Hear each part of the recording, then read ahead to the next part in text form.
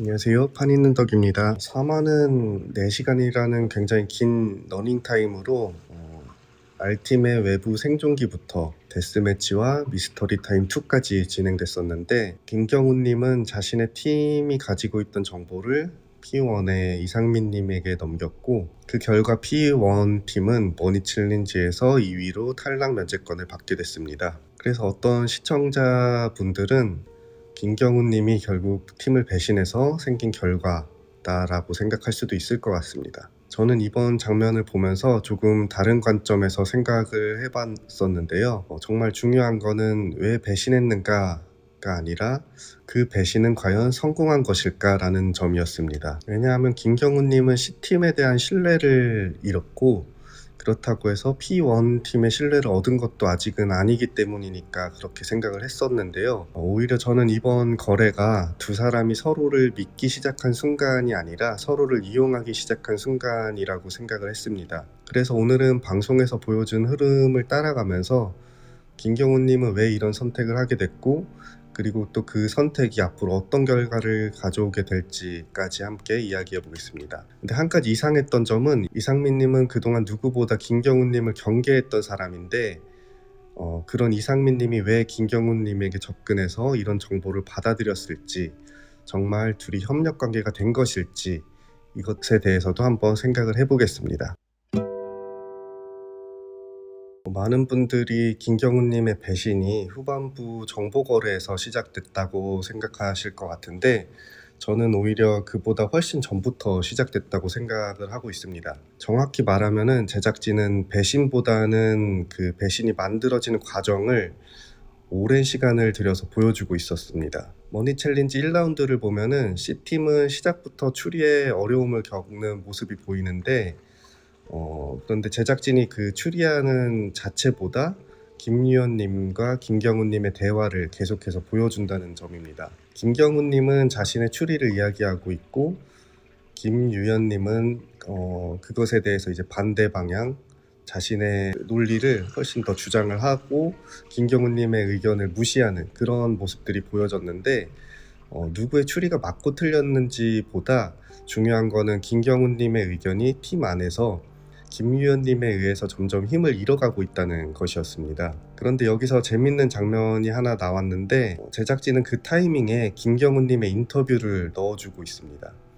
김경훈님은 자신의 추리가 맞다고 굉장한 자신감을 갖고 있는 모습이 먼저 보여지고, 하지만 시청자인 우리들은 이미 알고 있죠. 지금 김경훈님이 하고 있는 추리는 정답과 전혀 가깝지 않다는 걸 알고 있습니다. 왜 굳이 이런 인터뷰를 넣었는지 생각을 해보면은, 김경훈님을 단순히 이런 개그캐로 써먹기 위한 것이라기보다는, 제작진님이 김경훈님도 나름대로는 최선을 다하고 있었다라는 그 시점을 시청자들한테 보여주려고 했던 것 같습니다. 물론 실제 상황은 방송에 나온 것보다 훨씬 복잡했었을 수도 있습니다. 하지만 방송에서 편집된 흐름만 놓고 보면은 김경훈님은 계속 자신의 의견을 내고 있었고, 받아들여지지 않는 모습들이 계속해서 반복적으로 강조가 되고 있습니다. 그러다가 팀 분위기를 바꾸는 사람은 강지훈 님이었었는데, 강지훈 님은 팀원들의 의견을 내가 받아서 다시 정리해서 질문을 하겠다라는 방식을 선택을 했습니다. 단순히 질문 담당을 정한 것이 아니라 서로 충돌하던 의견들을 하나로 모으는 역할을 한 겁니다. 실제로 이 이후에 C팀의 분위기는 조금씩 살아나기 시작했는데, 질문들이 정리되고 키워드도 빠르게 찾아내기 시작을 했습니다. 하지만 이미 한번 생긴 그 균열은 쉽게 사라지진 않습니다.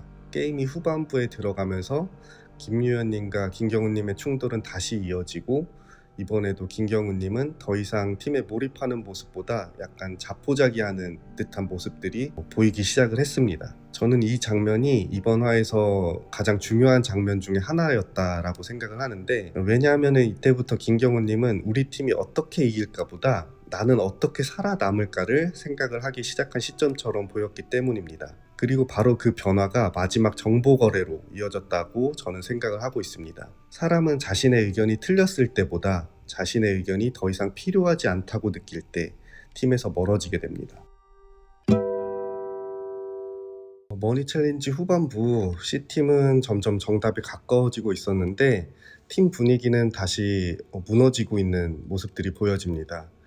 김유현님과 김경훈님의 충돌은 계속됐고 제작진은 그 갈등을 반복해서 보여주고 있습니다. 그리고 결국 마지막에 김경훈님이 이상민님에게 정보를 넘기는 장면이 나왔습니다. 이번 거래의 목적은 본인의 인터뷰에서도 알 수 있듯이 이번뿐 아니라 다음 라운드, 그 다음 라운드까지 영향을 미칠 보험이다 라고 설명을 하고 있는데, 저는 이 인터뷰가 이번 선택의 의도를 가장 잘 설명해 준다고 생각했습니다. 김경훈님은 정보를 판 것이 아니라 미래의 생존 가능성에 투자한 것입니다. 지금 당장 P1의 사람이 되려고 했다라기보다 언젠가 자신이 데스매치에 가거나 도움이 절실히 필요한 순간이 왔을 때 그때 내가 너희를 도왔잖아 라고 말할 수 있는 그런 명분을 만든 것이죠. 피해 게임에서는 돈도 중요하고 정보도 중요한데 하지만 때로는 한 번의 도움을 받은 기억이 더 큰 자산이 될 수도 있습니다. 김경훈님은 그 자산을 만들기 위해서 이번 정보를 투자한 것처럼 보였습니다.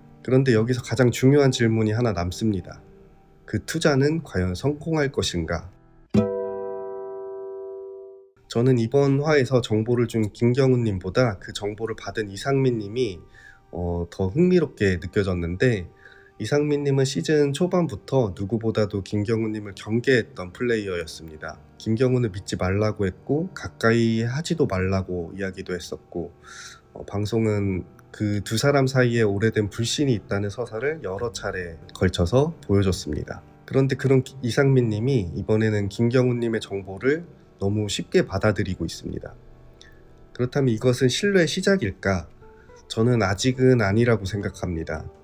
오히려 이번 장면은 서로를 믿기 시작한 것이 아니라 서로의 이해관계가 맞아떨어진 순간에 가까워 보였기 때문입니다. 이상민님은 우승에 필요한 정보를 얻었고 김경훈님은 미래를 위한 보험을 만들었습니다. 서로 필요한 것을 주고받은 거래였던 겁니다. 하지만 거래와 신뢰는 다릅니다. 거래는 그 순간 끝나지만 신뢰는 시간이 지나야 증명이 됩니다. 그리고 이상민이라는 그 플레이어는 지금까지 방송에서 사람을 쉽게 믿기보다 상황에 따라 가장 효율적인 선택을 하는 모습이 많이 보여졌습니다. 그렇다면 과연 김경훈님이 위기에 처했을 때 과연 이번 거래를 기억해 줄 것인가 한번 생각을 해볼 필요가 있고요.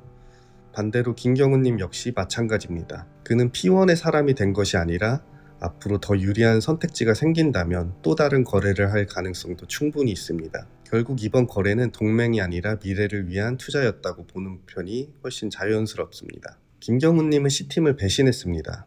그리고 그것은 언젠가 자신의 생존이 위협받는 순간을 대비해 미래를 위한 보험을 들어둔 것에 더 가까웠습니다. 문제는 보험이라는 건 가입했다고 바로 가치가 생기는 것이 아니라는 점입니다. 정말로 위험한 순간이 왔을 때 그 보험이 나를 지켜줄 수 있어야 비로소 성공한 선택이 됩니다. 과연 이상민님은 그때도 이번 거래를 기억할 것인가? 아니면 필요한 정보만 얻고 아무 일도 없었다는 듯이 돌아설까? 그리고 김경훈님 역시 정말 그 보험을 꺼내서 쓸 날이 올까? 아니면 그 전에 또 다른 이해관계를 찾아서 움직이게 될까? 저는 이번 3화를 보면서 제작진이 보여주고 싶었던 건 단순한 배신이 아니었다라고 생각하고 있습니다. 한 번의 호의는 미래의 생존을 보장할 수 있는가? 피해 게임이라는 게임 안에서 사람들은 돈만 거래하는 것이 아니라 정보와 신뢰 그리고 빚까지도 거래합니다. 그리고 이번 김경훈님의 선택은 그 모든 것이 담긴 하나의 투자였습니다. 하지만 투자에는 항상 리스크가 따릅니다. 아무리 좋은 투자라도 상대가 그 가치를 인정해주지 않는다면 아무 의미가 없기 때문입니다. 과연 이번 투자는 김경훈님의 생명을 살려줄 보장이 될 것인가?